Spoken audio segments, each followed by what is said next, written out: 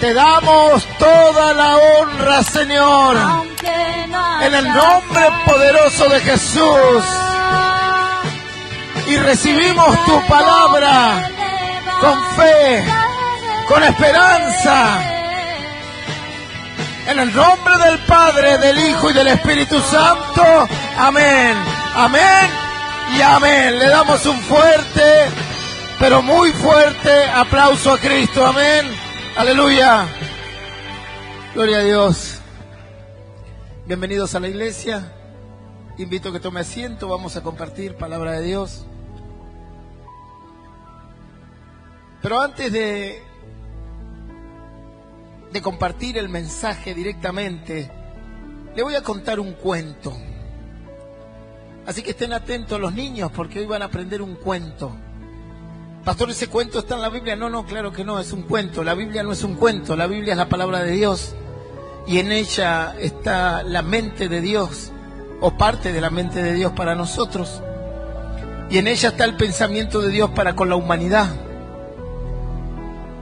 Pero en esta ocasión vamos a contar un cuento para poder darle una introducción a este mensaje.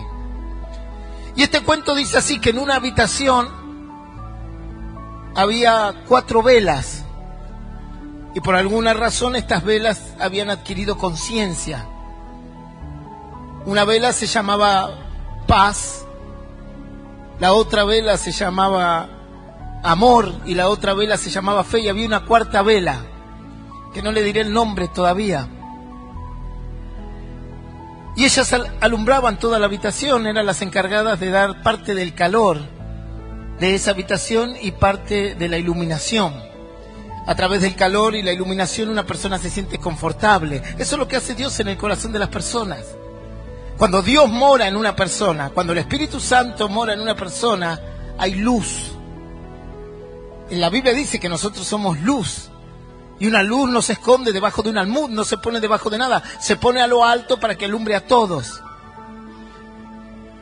Y dice la Biblia que su palabra produce en nosotros fuego, pues el apóstol Pablo le decía a Timoteo: aviva el fuego del don de Dios en tu corazón. Bueno, estas velas representaban esto en esta habitación. Una era la paz, un artículo de lujo que pocos se pueden dar. La otra era el amor, la otra era la fe.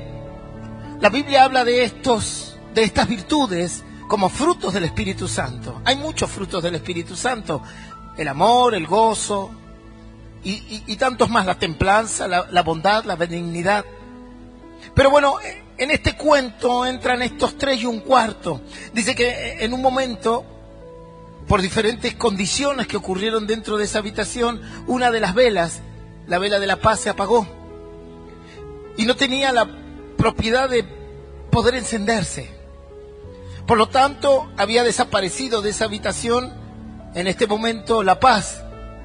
Pero todavía reinaba la fe y todavía reinaba el amor. Pero las inclemencias, las situaciones difíciles, las complicaciones que habían ocurrido en esa habitación hicieron que también la vela del amor se enfríe. La Biblia habla que tengamos cuidado, que en los últimos tiempos el amor de muchos se enfriará, se apagará. Y a causa de esa pérdida de amor, muchos van a perder su fe.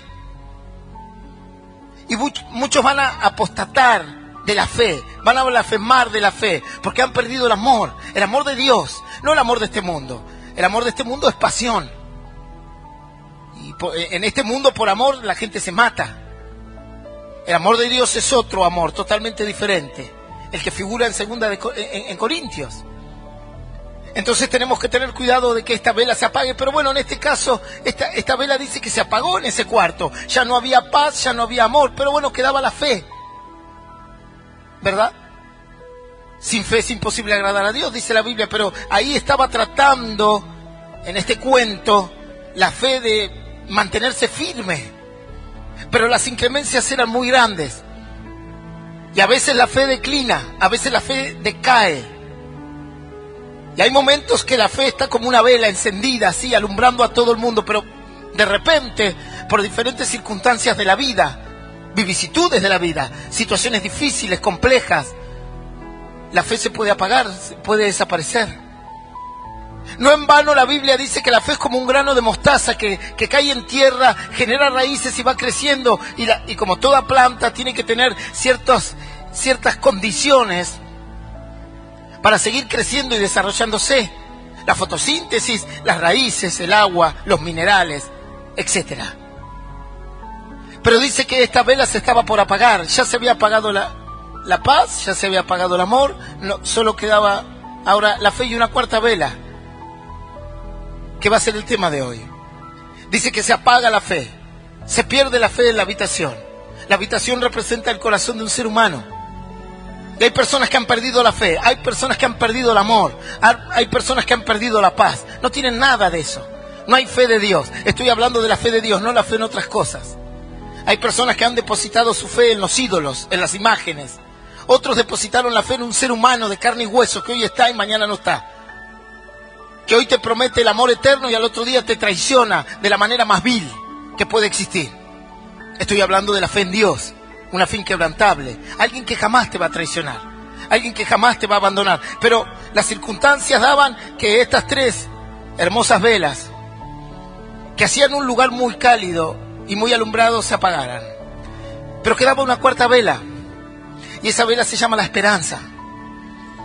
Y esa era la única que podía prender las otras tres.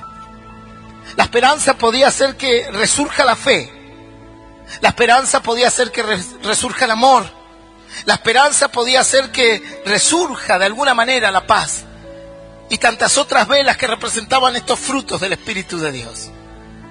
Ahora, si se apaga la esperanza, ¿qué pasa, pastor? Ya no hay nada más. Tú puedes decir, ¿sabe qué, pastor? Perdí el amor en Dios. Perdí la fe. Perdí la benignidad, perdí tantos frutos hermosos que Dios puede poner en el corazón de una persona a través de su palabra, a través de la comunión con Dios. Pero si tú pierdes la esperanza, ya no queda nada. Por eso la Biblia dice que la esperanza no avergüenza. La esperanza es la expectativa de esperar algo, el anhelo de que algo ocurra. Pero si has perdido la esperanza, ya no tienes solución. Por eso era la última vela.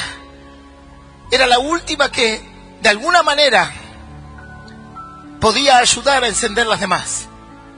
Y a veces vienen personas así. Por eso uno dice, bueno, nos queda la esperanza. Y vienen personas y dicen, pastor, ya no tengo fe. Ya no creo en Dios, ni sé si Dios existe. Ya no tengo ni siquiera el amor de Dios en mi corazón. Ni siquiera guardo su palabra. Ni siquiera siento nada, vengo a una reunión y es así como un témpano soy, así frío, me da lo mismo. Es más, quizás me emociono más con una película que habiéndole cantado al Señor, a Dios.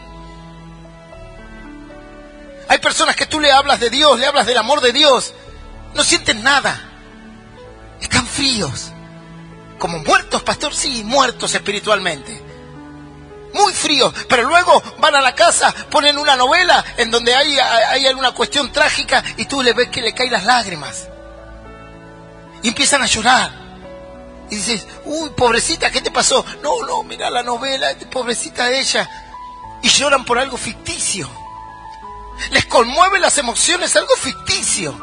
Algo que ni siquiera tú sabes si es real. Ahora sale por el noticiero que una madre torturó a su hijo, ni siquiera se remuerde el corazón para decir, Señor, voy a orar por esa situación. A veces a mí mi señora me dice, mira, pasó tal cosa, y yo cuando están involucrados los niños me pongo mal, y le digo, no me hables de eso.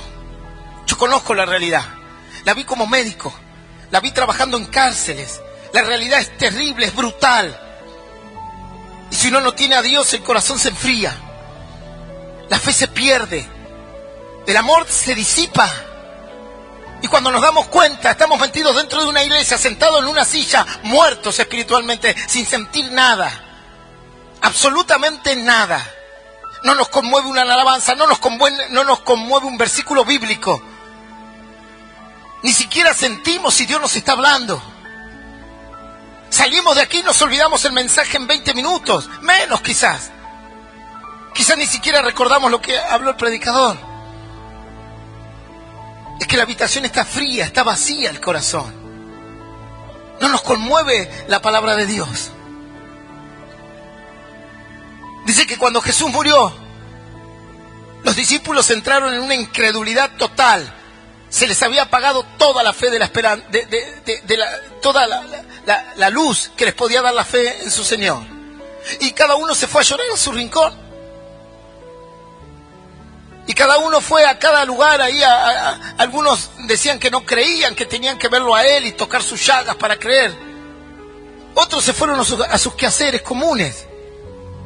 Cada uno trató de resolver la situación a la pérdida de quien les estaba dando la esperanza. Jesús representaba una luz en la tierra y representaba una gran esperanza para ellos y mucha fe. Pero ahora el Señor había sido crucificado y no estaba con ellos. Pero les había prometido, pastor, que al tercer día iba a resucitar. Sí, pero esos 3 días fueron mortales para ellos. Tú también entraste alguna vez aquí en la iglesia y dijiste: acepto a Jesús en mi corazón, y saliste con el corazón gozoso, diciendo: la palabra de Dios me llenó. Y también tienes que esperar, no 3 días, quizás 30 años, para volverte a encontrar con el Señor. Dice que los discípulos tuvieron que esperar 3 días, pero esos 3 días fueron terribles. Fueron como una eternidad, pastor. Se encargaron de que Tomás no crea, se encargaron de que cada uno vaya por su lado. Y cuenta la Escritura que 2 de los que conocían de Jesús se iban por un camino llamado Emaús, tristes.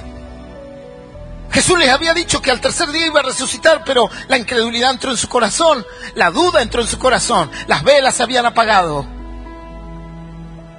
Y dice que iban por ese camino hablando y discutiendo, y uno le decía: ahí capaz que vuelva, que capaz que no va a volver, y así cada uno iba peleando en su alma como podía. Y así a veces nos pasa a nosotros. El camino de Emaús representa el camino de tu vida. Algunos más largos, otros más cortos. Y tú tienes que caminar en este camino con la esperanza, para que pueda encender de alguna manera la fe, el amor y la presencia de Dios en tu corazón. Solo 3 días eran nomás. Dios les había dado una promesa. Como a muchos de ustedes, Dios les dio una promesa y tienen que esperarla. Pero en esa espera, Satanás va a aprovechar para quitarte la fe, para quitarte el amor de Dios, para quitarte la paz, para quitarte la esperanza. Y dice que estos iban en ese camino discutiendo entre ellos y diciendo: bueno, ya el Señor se fue, ya está. Mientras ellos peleaban en su alma, que aunque sea un poquito de luz les quede en el corazón, Jesús ya había resucitado. Ya había vencido la muerte, ya había vencido el pecado. Había estado 3 días humanos, 72 horas humanas, terrenales, con los espíritus encarcelados debajo de la tierra, en el Seol, en el Hades, hablándoles de la fe, hablándoles de la salvación, a ver quién de ellos creía y podía salir de ahí algún día, o quién no iba a creer y se iba a quedar ahí por la eternidad, y luego en el infierno. Mientras todo esto ocurría, estos iban apagando su corazón, se iban enfriando, muertos en vida, en la vida espiritual. Iban quedando como los religiosos, ¿vio? Como los fariseos, que oran, ayunan, así, los religiosos de esa época, ¿verdad? Pero no tienen nada de Dios, no sienten a Dios. Ni siquiera saben si Dios les habla o no les habla. Y dice que estos iban por el camino y Jesús se les cruza en el medio y los acompaña en el camino. E iban peleando en su corazón, discutiendo. ¿Será que volverá? ¿No volverá? Pero él dijo que iba a volver, pero no escuchamos nada. Ah, ¿vos lo viste? No, yo no lo vi. ¿Hace cuánto que Dios te hizo una promesa y todavía no la cumple, pastor? ¿Hace cuánto que sentiste la presencia de Dios y bueno, ya no, fue la primera vez, como el primer amor? Y dice que estos iban así, y Jesús, que no se dio a conocer, le dijo: ¿qué están platicando? ¿Qué están hablando ustedes? Y ellos le dicen: ¿cómo?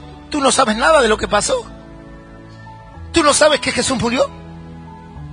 Aquel que resucitaba a los muertos, aquel que sanaba a los paralíticos, que le daba vista a los ciegos, aquel que reconfortaba el corazón de la gente y que ponía fe y esperanza en el corazón de un ser humano, ya no está más. Lo mataron los romanos a causa de los judíos.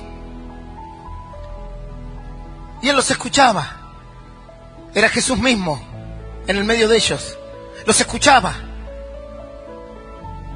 Y trataba de entender la falta de fe o la fe que habían perdido.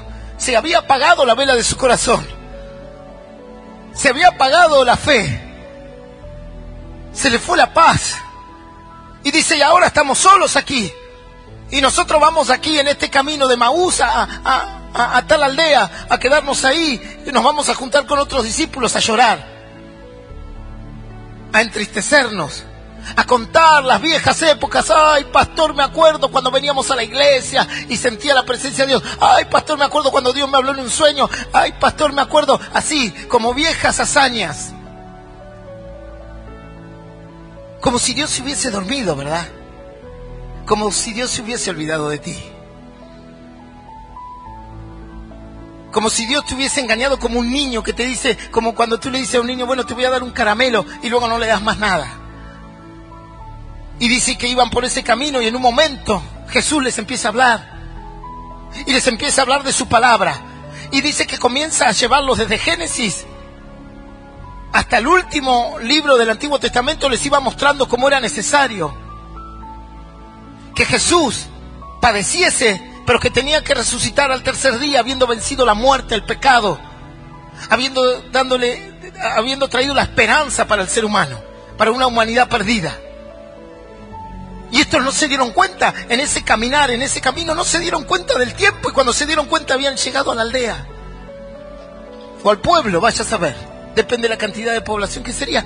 Y dice que cuando llegaron ahí se les pasó tan rápido el camino, ¿verdad? Claro, con Dios se pasa rápido, con la palabra de Dios todo es rápido en el corazón. Y dice que en un momento Jesús hace como que se va a ir por otro camino y le dicen, quédate con nosotros. Queremos que te quedes con nosotros. Era una costumbre en el pueblo judío, si ver a una persona sola, caminando por las calles en el desierto, darle hospedaje y no dejarla abandonada en la noche fría o de escarcha. Y dice que Jesús accede y va con ellos y comparte con ellos el pan y todo. Y él dice que en un momento va a partir el pan. Y cuando Jesús va a partir el pan, se abren los ojos de todos y se dan cuenta que era Jesús resucitado. Y desaparece de ellos. Una experiencia extraordinaria. ¿Qué dicen estos dos discípulos? ¿Qué fue lo que salió de su boca? No ardía nuestro corazón. No ardía mi corazón cuando nos hablaba de la palabra. No ardía nuestro corazón en el camino cuando Él nos hablaba de lo que, quién era Cristo, de lo que iba a pasar. Él encendió la vela de vuelta en nuestro corazón. Trajo luz a nuestro corazón a través de su palabra. Su palabra es indestructible. Su palabra cambia vidas. Tú puedes cambiar, pero su palabra no cambia. Tú hoy puedes creer y mañana no creer, pero la palabra de Dios es viva y eficaz todos los días en el corazón de cualquier persona. Y dice que ellos se quedaron como atónitos. Era como un fantasma. Había sido Jesús así. Estaba con ellos y desapareció. Imagínate. Y alguno dirá, sí quiero yo que pase en casa, pastor, que desaparezca mi esposo. Así. O mi esposo mejor. Así nos deja tranquilos un rato. Y dice que Jesús desaparece, pero ellos entendieron que era el Señor. Pero lo importante es lo que ellos dicen, luego ardía en nuestro corazón. Había un fuego aquí, había luz, había calor, cuando nos hablaba de la palabra de Dios. Y ellos comprendieron ahí cómo avivar el don de Dios en el corazón. La esperanza es un anhelo. Es una expectación, una expectativa, una confianza que tú tienes de que Dios está contigo, de que Dios te va a guardar, de que Dios no te va a abandonar. Cuenta la Escritura que había un rey llamado Ezequías. Dice la Biblia que este rey del reino de Judá era un rey que fue muy querido por su nación y comenzó a reinar a los pocos años, de 25 años de edad tenía cuando comenzó a reinar. Y dice que este rey decidió hacer la voluntad de Dios. Muchos reyes, antes que él, no hacían el plan o la voluntad de Dios, habían abandonado la voluntad de Dios. Los reyes tenían la potestad de direccionar al pueblo hacia una fe verdadera o hacia un colapso total, pues tenían la autoridad para eso. Pero cuenta la Escritura que este rey decidió sacar la idolatría de su país y decidió que el corazón del pueblo comience a buscar a Dios, al Dios de la palabra, al Dios de la Biblia. Y dice que eso fue muy agradable a Dios, lo que este rey hizo. Pero cuenta la Escritura que en un momento este rey se enfermó. Y se enfermó de muerte. Entonces Dios le habla a un profeta, al profeta Isaías, y le dice: ve a hablarle a Ezequías y dile que le quedan unos pocos días de vida y que tiene que ordenar su casa y todas sus cosas, porque llegó su tiempo de irse de aquí de la tierra. Entonces dice que viene el profeta Isaías, él lo recibe de todo corazón, porque era un rey bueno. Este era tan bueno que dice la Biblia que antes y después de Ezequías no se levantó ningún rey como él. Así dice la Biblia. Antes de él y después de él no hubo ningún rey que haya tenido un corazón tan sensible para con Dios que Ezequías. Pero le había llegado, como a cualquier mortal, el día de partir. Y tuvo la bendición de que Dios se lo advirtió y le dijo: ordena tu casa. Algunos Dios no le avisa eso. Directamente te vas de aquí. Diferentes enfermedades, diferentes accidentes. Pero en este caso, en un corazón tan noble, Dios dice que le dice a Isaías: ve a decirle al rey que ordene su casa, que busque un sucesor para el reinado, que acomode las cuestiones del pueblo para que se mantenga esta línea de fe, porque me lo voy a llevar. Dice que cuando viene Isaías, le dice: mira, Dios me dijo que tus días terminaron y que acomodes todo, porque ciertamente Dios te llevará. Dice que este rey se dio vuelta contra la pared porque estaba enfermo y en su lecho, y con lágrimas en los ojos le recordó al Señor lo que él había hecho por él, todo su servicio a Dios, toda su esperanza en Dios, toda su fe en Dios y todo lo que se había esforzado para cumplir la palabra de Dios. Dice que la Biblia que fue una de las oraciones o clamores más cortos que un ser humano pudo hacer. Esta historia la encuentras en el segundo libro de Reyes, si luego la quieres leer. Y dice que Dios escuchó su oración, pues Dios escucha la oración de sus hijos. Dice la Biblia: orarás a Él y Él te oirá. Clama a mí y yo te responderé. Claman los justos, los justificados por Cristo, y Él los oye. Eso dice la Biblia, que tu oración es oída por Dios, que tu clamor es oído por Dios. Y dice que este clama. Cuando clama, llega la oración a Dios y Dios automáticamente le dice al profeta que lo iba a sanar y que iba a hacer un milagro extraordinario. Para que lo sepan, iba a retroceder un reloj de sol 10 grados hacia la izquierda. Hacia la derecha es normal, porque así recorre el sol o recorren las agujas del minutero, pero lo iba a hacer al revés. Y dice que Dios toma el reloj de Acaz, que era otro rey, y retrocede 10 grados, un milagro extraordinario. ¿Qué hizo, pastor? ¿La rotación de la tierra se invirtió? Posiblemente, no lo sabemos. Sabemos que Dios hizo un milagro extraordinario. Entonces va Isaías corriendo y le dice: ¿sabes qué, Ezequías? Dios te añadió 10 años más de vida, 15 años, más de vida. Y luego la Escritura dice en Crónicas que a causa de la esperanza de Ezequías, Dios había actuado en misericordia con él. Ezequías se guardó de que la esperanza no desaparezca, que la expectativa en Dios no desaparezca, que el anhelo en Dios no desaparezca. Eso es la esperanza. Y si pierdes eso, ya no te quedará nada.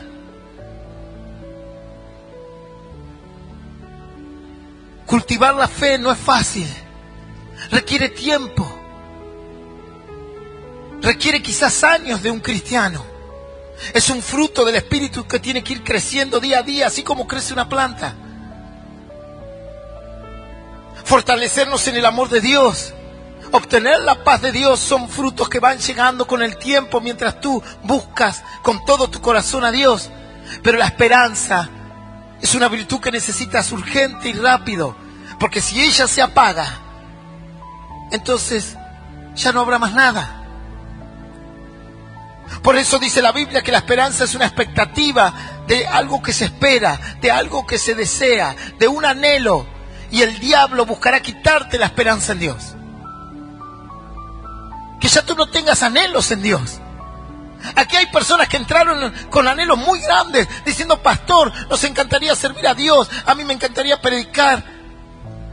Y a veces el anhelo era tan grande que venían hermanos y decían: a mí me encantaría ir al África a predicar. Pero bueno, puedes ir aquí a la esquina, no tienes que ir tan lejos. Me encantaría servir a Dios, me encantaría que Dios me hable. ¿A cuánto les gustaría que Dios le hable? ¿A cuánto les gustaría tener manifestaciones espirituales de Dios? Pero hay gente que lo perdió todo ya, porque su esperanza fue puesta en otro lado. Hay gente que puso su esperanza en un ídolo, en una estampita. Le habla a la estampita, le habla al ídolo, a ver si el palo de yeso le puede decir algo o lo puede orientar hacia algún lado. Hay gente que puso su esperanza ahí, en un palo pintado, en una imagen, y se postran ante la imagen y ahí están esperando a ver si la Virgen llora o no llora. La vez pasada en Italia fue condenada una mujer que agarró tinta roja y le ponía en los ojos de una virgen, y la gente se volvía loca, eufórica. Dicen: la Virgen lloró, la Virgen lloró. Y así ponen las esperanzas en ídolos falsos. Ponen su fuerza. Poner la esperanza es poner tu corazón, poner tu fuerza. Si tú pones la esperanza en que tu hijo va a salir adelante y quieres que con esperanza que él sea un profesional, tú harás todas las acciones para que él lo logre, ¿verdad? Entonces tú trabajarás para pagarle una facultad o para que vaya a estudiar. Tú le pagarás los estudios, le comprarás la carpeta, los lápices, porque tienes esperanza de que él estudie o que se desarrolle en una profesión o en un oficio. Entonces, como padre, harás lo necesario para que él llegue. Eso es la esperanza. Anhelo que mi hijo lo logre. No sé si lo va a lograr, es un anhelo que yo tengo, una expectativa que yo tengo. Y entonces, ¿qué hace usted, pastor, para que esa expectativa se haga real? Le ayudo a que aprenda, le compro los útiles escolares, lo llevo a la escuela, lo traigo. Hago lo necesario para que esa esperanza se cumpla. Ahora tú dices: sí, pastor, yo tengo esperanza en Dios. ¿Y qué haces para que Dios entre a tu corazón? ¿Qué haces para que Dios actúe en tu vida? ¿Qué haces para que los dones de Dios se desarrollen en tu vida, o las manifestaciones que tanto deseas se cumplan en ti? Pastor, ¿a usted Dios le habló en sueños? Sí, muchas veces. ¿Y le habló en visiones también, como dice la Biblia? Sí, claro que sí, 2, 3 veces en mi vida. ¿Y le habló de otras maneras? Sí, de muchas maneras, sobrenaturales también. No las cuento, nada más, porque son experiencias personales, cada uno tiene su trato con Dios. Pero cultivo mi esperanza, anhelo encontrarme con Dios. Es el deseo de mi vida, que Él me visite. Es el deseo de mi vida ver su mano. Es el deseo de mi vida ver su poder. Y trabajo en esa esperanza. Trato de que esa vela no se apague. Porque si mañana se me va la fe, o claudica la fe, que a veces claudica la fe porque las pruebas son tantas, las luchas son tantas, y no es fácil en ciertas pruebas mantener la fe. A veces es fácil predicar de la fe, pero otra cosa es sostenerla, tenerla, ¿verdad? Tampoco es fácil en un mundo de tanta maldad mantener el amor. Pero me queda la esperanza de que Dios no me va a abandonar, la esperanza de que sus promesas se van a cumplir, La esperanza de lo que dice la Biblia, que aquel que comenzó la buena obra es fiel para terminarla en mi corazón. Esa esperanza. Amén.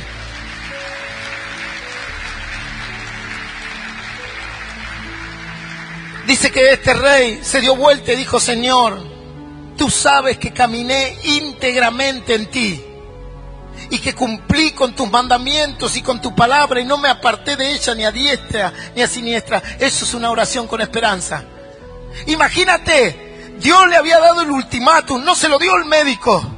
No vino un médico y le dijo: ¿sabes qué? Acá está el diagnóstico, biopsia. En la biopsia te salió adenocarcinoma, listo, se terminó, 3 meses de vida. No vino un amigo y le dijo: ¿sabes qué? Yo leí esos síntomas en Google. Veo que Google, si usted va a buscar síntomas en Google, arranca con el cáncer directamente. Y de ahí para abajo. No busque en Google porque se va a volver loco. Usted va a decir: me salió una espinilla o un granito en la oreja, y Google le dice amputación de oreja. Y la gente se enloquece. Entra en hipocondría. No vino un médico y le dijo: ¿sabes qué, Ezequías? Tu enfermedad de los pies no tiene cura. Tampoco vino un brujo, un curandero, ni un amigo. Dios mismo le dijo: yo te voy a llevar. Imagínate que venga Dios y te diga: mira, ¿sabes qué? Se te terminaron los días. Y dices: ¿a quién recurro? Si más que Dios no hay. La palabra máxima del universo, la palabra máxima de autoridad de todo lo creado y existente, le vino a decir que Él se iba a ir. Había que tener esperanza para creer que podía revertir eso, ¿verdad? Ese sí que tenía la vela bien encendida, pastor. Porque quizás si una persona te dice, tú dices: bueno, pero este ¿qué sabe? Mejor le pregunto al médico. Y después el médico te habla y tú sales y dices: ¿y este qué médico que sabe si este no es especialista? Y vas al especialista. Y cuando el especialista te da el diagnóstico, tú dices: ¿qué sabe este si tiene 10 años de especialista? Voy a ir al que tiene 50 años. Y vas al que tiene 50 años, te da el diagnóstico. Tú sales del consultorio y dices: este viejo no sabe nada ya, no estudió nada. Listo, ya está. Enseguida descartas todos los diagnósticos. Pero si viene Dios y te lo dice, ya no tiene salida, ¿verdad? No tiene salida. Había que tener esperanza. Claro, no en vano la Biblia dice, y lo voy a buscar el versículo, dice así, que Ezequías confió en Dios con esperanza. Y Ezequías dijo: bueno, Dios me quiere llevar, pero yo tengo un anhelo, yo tengo una expectativa, y sé que Dios me va a escuchar, y sé que Dios es amor y es misericordia, y él realmente tenía una esperanza envidiable. Y miró hacia la pared y dijo: Señor, tú sabes que caminé íntegramente ante ti, que guardé tus mandamientos, que guardé tu palabra, que como rey busqué que este pueblo te busque a ti. Ahora te pido que me cures, que me sanes, que reviertas tu dictamen, que tú, aún siendo Dios, si que Ezequías le quiso torcer el brazo a Dios, pastor, no. Ezequías sabía lo que dice la palabra de Dios: pedid y se os dará, buscad y hallaréis, llamad y se os abrirá. Y dijo: bueno, quizás no me quede fe, quizás no me quede más nada, pero la esperanza la tengo de que Dios me pueda escuchar. Y dice que Dios vio su corazón, vio su esperanza y le otorgó su petición. ¿En dónde pondrás tú tu esperanza? ¿Sabes? Yo trabajé en sanatorios de mucho renombre, donde la gente pone su esperanza en las riquezas, donde la gente pone su esperanza en el dinero, en los bienes materiales, y dice: no voy a ser conmovido jamás. Y de repente entran con una ambulancia como cualquier mortal, ahí por la guardia, viendo que su esperanza en el dinero no sirve para nada. Ahora está en las manos del anestesista, que ni siquiera saben quién es, ni lo que sabe o lo que no sabe. ¿Dónde pondrás tú tu esperanza? Vana es la esperanza, dice Jeremías 23:16. Vana es la esperanza de los falsos profetas. Vana es la esperanza de los religiosos. Tu esperanza tiene que estar en Dios, en su palabra. Y si tú pierdes la esperanza, ya no te quedará nada. No podrás encender la fe. No podrás volver a las visiones de Dios. No podrás volver a los anhelos que tenías en Dios. Por eso es tan importante guardar la esperanza en Dios. Cuidarla, sostenerla, alimentarla. Yo por muchos años tuve mi esperanza en ídolos. Y yo creía que Dios estaba en un crucifijo. Y cada vez que tenía un problema iba al crucifijo y lo único que veía es una persona sufriendo ahí, de madera. Y para mí eso era lo único que había. Y después el rosario y estas cuestiones. Yo creía que eso era bueno y que a través de eso yo me iba a acercar a Dios. Pero nunca me habían enseñado que Dios podía estar tan cerca del corazón de una persona.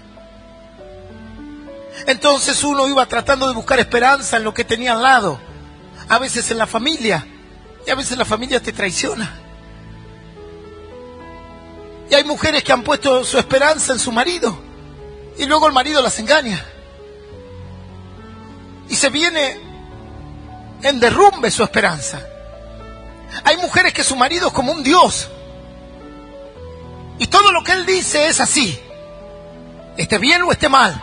Y toda su esperanza está puesta en él. Hasta que le engaña. Hasta que muestra lo que tiene que mostrar un ser humano. Con equivocaciones y errores. Y hay hombres que hacen lo mismo. Ponen su esperanza en su mujer. Y toda su fuerza. Y todos sus anhelos están ahí.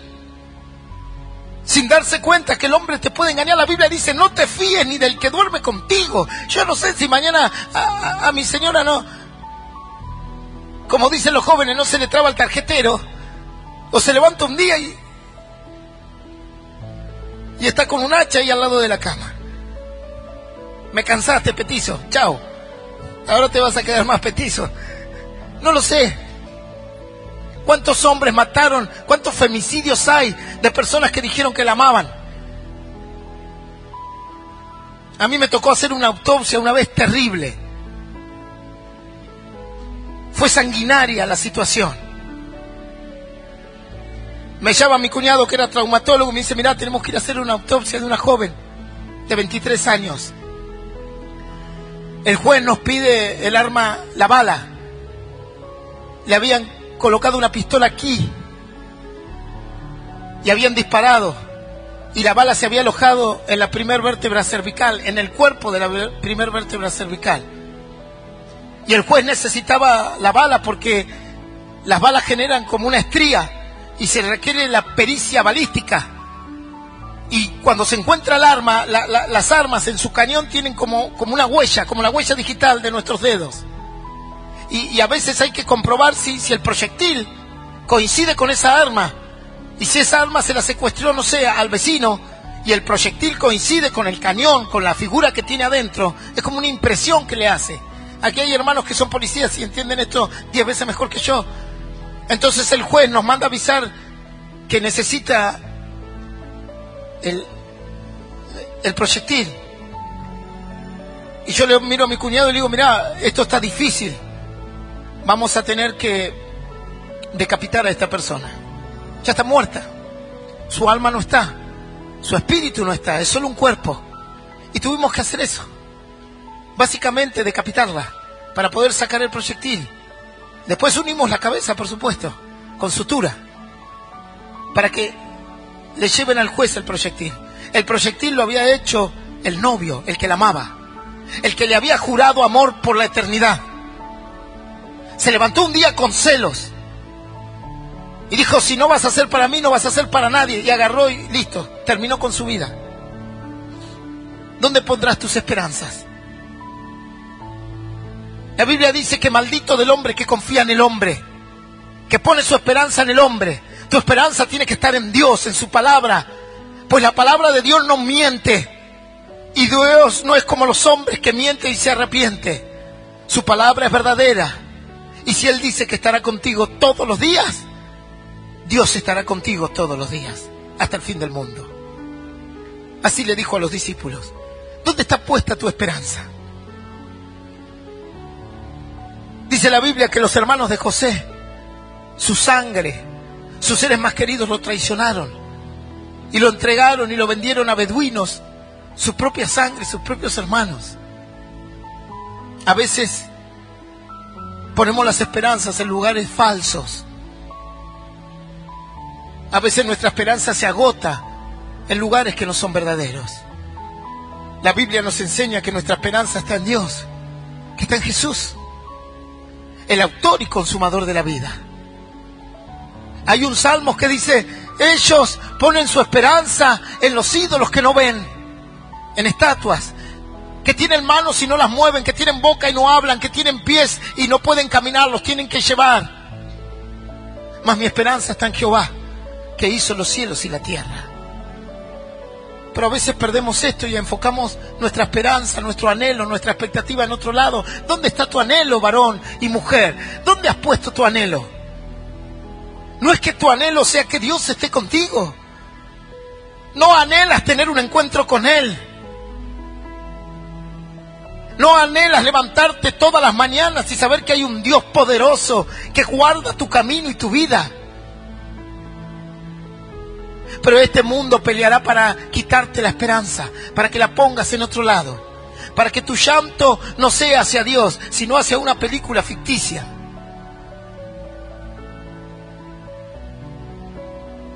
Para que tú tus emociones se las des a la humanidad, al mundo y no a Dios. Y ahí pone la gente su esperanza. Y ahí pone el hombre su esperanza en caminos que parecen buenos y son caminos de muerte. Tu esperanza tiene que estar en Dios, que hizo los cielos y la tierra. Pero Satanás buscará robarte la esperanza. Y si te quita esa última luz de tu corazón, entonces no quedará nada más que religión en tu mente.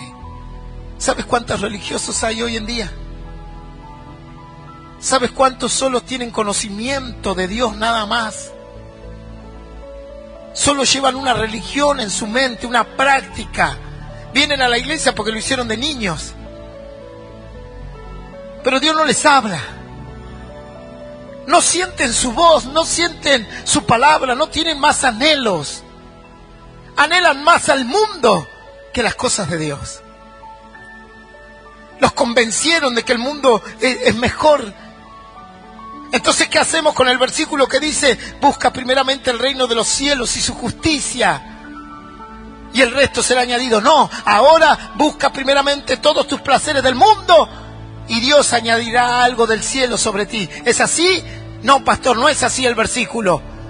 La Biblia dice que busque primeramente el reino de los cielos y su justicia, y el resto de las cosas, trabajo, esposa, esposo, recreación, hobbies, el resto de las cosas serán añadidas. No dice Dios que no las hagas. Pero ¿dónde has puesto tu esperanza? ¿Cuál es tu objetivo? ¿Cuál es tu anhelo? ¿Cuál es tu expectativa? Dice así la Biblia, Primera de Corintios, Nuevo Testamento, abrimos nuestras Biblias, o las apps, lo que tú tengas. Primera de Corintios, capítulo 9, versículos 9 y 10. Nuevo Testamento, página 1322 de mi Biblia, dice así. Primera de Corintios, capítulo 9, versículos 9 y 10. Leemos esta palabra en el nombre del Padre, del Hijo y del Espíritu Santo. Dice así: porque en la ley de Moisés está escrito: no pondrás bozal al buey que trilla. ¿Tiene Dios cuidado de los bueyes? ¿O lo dice enteramente por nosotros? Pues por nosotros escribió: porque con esperanza debe arar el que ara, y el que trilla con esperanza de recibir del fruto. Esto es palabra de Dios y la recibimos con un fuerte aplauso a Cristo. Amén. Dice el apóstol Pablo en el Antiguo Testamento, dice: no pondrás bozal al buey que trilla. No frenaré a aquel que trabaja, aquel que se esfuerza. Y entonces Pablo dice: ¿de qué está hablando la Biblia? ¿De un buey, de un animal? No, habla de un hijo de Dios, de un cristiano. Dios no le pondrá bozal. Dios no va a frenar jamás un hijo de Dios o una hija de Dios que le busca con todo su corazón. Y luego dice así: porque con esperanza, con expectativa, con anhelo, debe arar el que ara y el que trilla, y con esperanza de recibir el fruto. Debes tener esperanza de que Dios te va a bendecir, de que las promesas que te dio se van a cumplir. Ah, pero pastor, antes de que venga el fruto hay que arar, ¿verdad? Claro, ese es el tema. Nadie quiere arar, nadie quiere trillar. ¿Saben lo que es arar? ¿Saben lo que es trillar?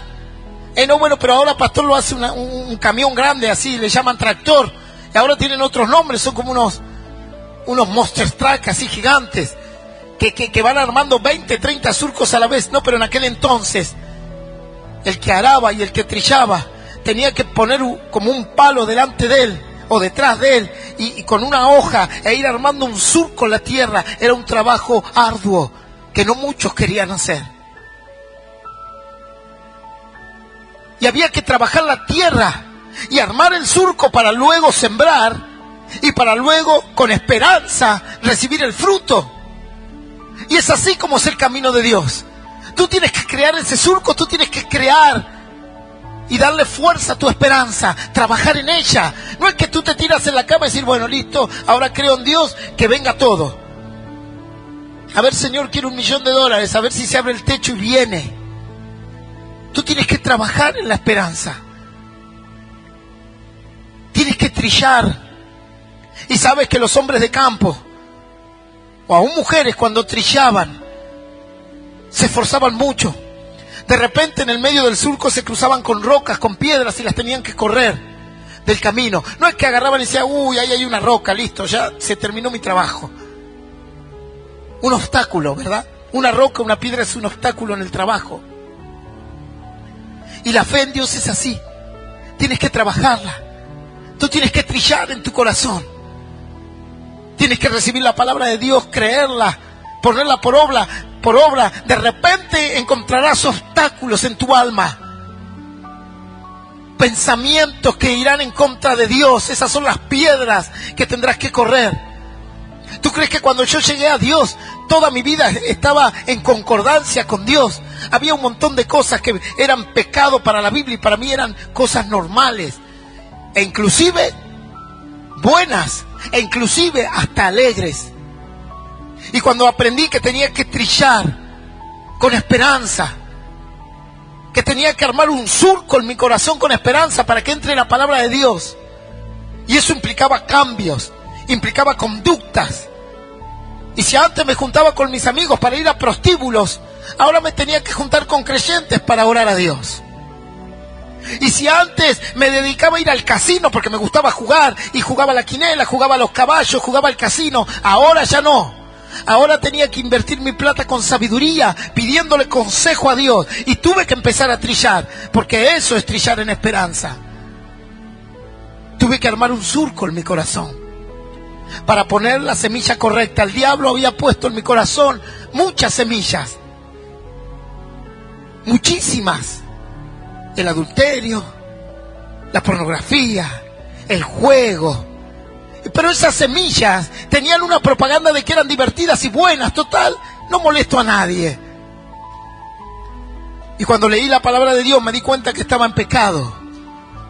Me di cuenta que para tener la llama encendida, esa vela de la esperanza encendida, tenía que, como un buey, comenzar a arar mi alma y cambiarla. Y aprendí que iba a encontrarme con rocas, no rocas, montañas enteras que tenían que sacar. La incredulidad, el temor, la duda, la crítica, lo que digan los demás, el estatus, el amor al dinero. Un montón de cosas iban a cruzar en el camino, pero eso iba a formar parte de hacer el surco, y lo tenía que hacer ¿con qué? Con esperanza. Si no tienes esperanza en Dios, si no tienes expectativa en Dios, si no tienes expectativa en su palabra, ni siquiera podrás agarrar el arado para comenzar a trillar. En definitiva, te quedarás viendo tu alma como se queda sin nada. Yo dije, bueno, es así el camino, Señor, es así. Y tuvo que empezar el cambio. Y comenzamos a agarrar el arado. Y la Biblia dice que aquel que pone sus manos en el arado y mira para atrás no es digno de él. Entonces me di cuenta que no podía volver para atrás, que tenía que seguir para adelante. Y que me iba a encontrar con grandes obstáculos. Y me crucé con grandes obstáculos. Por momentos la incredulidad, por momentos que se apague el amor, por momentos que quiera desaparecer la paz de Dios de mi corazón. Luego cambios en mi vida personal, en el pecado, abandonar el pecado. Fue todo un cambio de vida. Y en algunos llamados, a veces el surco es más profundo, porque Dios te pide que dejes ciertas cuestiones de tu vida.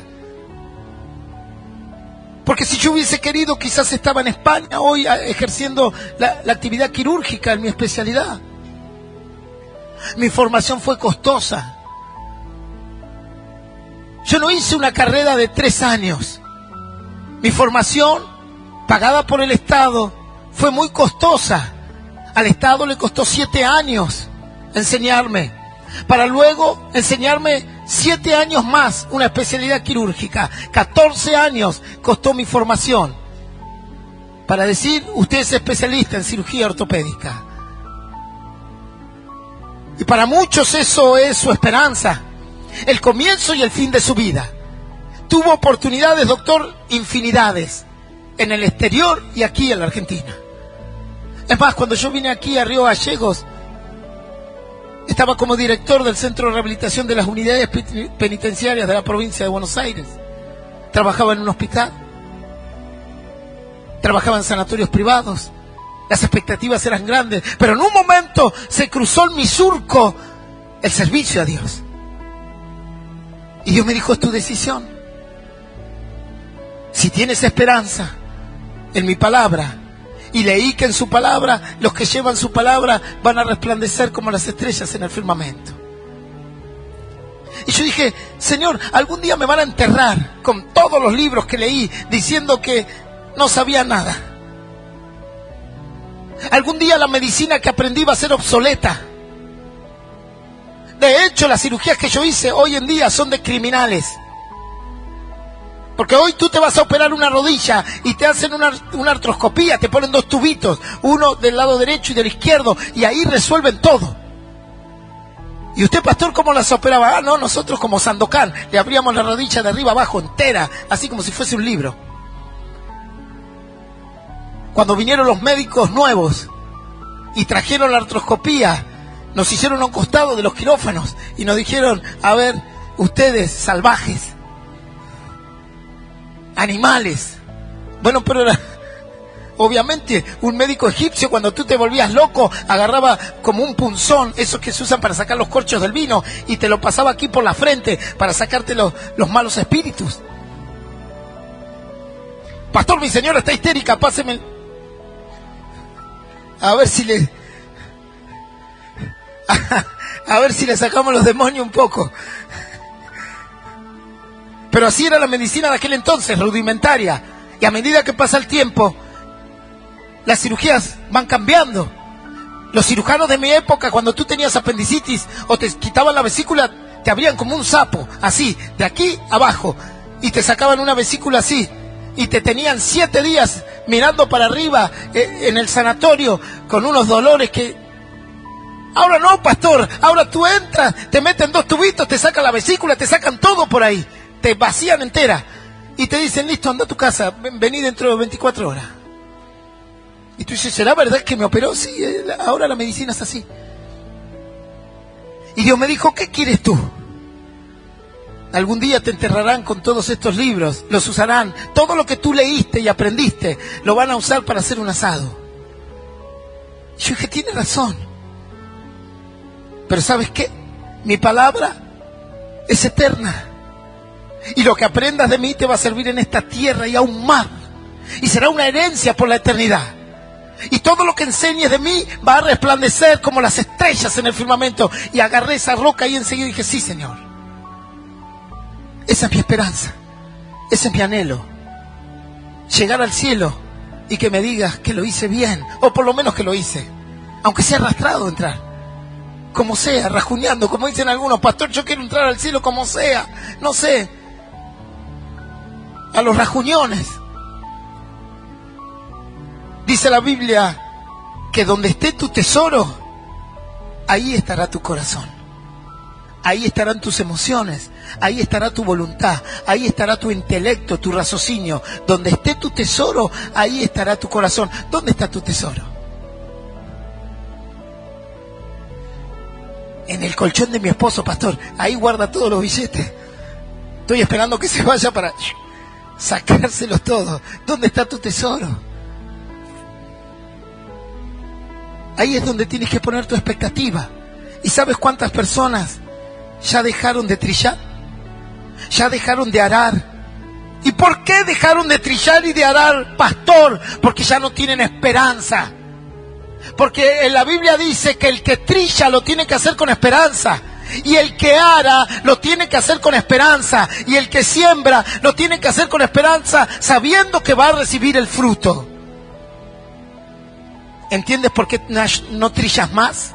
¿Entiendes por qué ya no peleas contra el pecado ni contra la incredulidad y te has entregado a este mundo enteramente? Porque se te acabó la esperanza. Ya no tienes anhelos en Dios.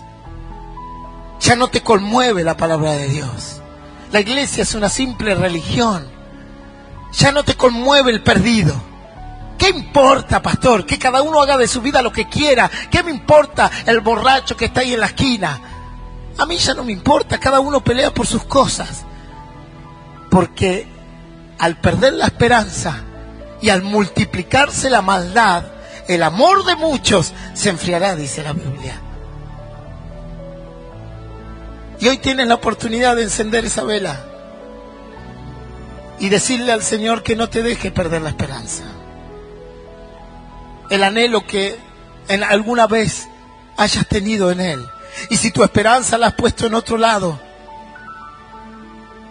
te recomiendo que la pongas en Dios. Isaías 31:1 dice, y voy terminando: ay de los que van a Egipto y ponen esperanza y confían en sus caballos y sus carros y sus jinetes, porque son muchos y valientes.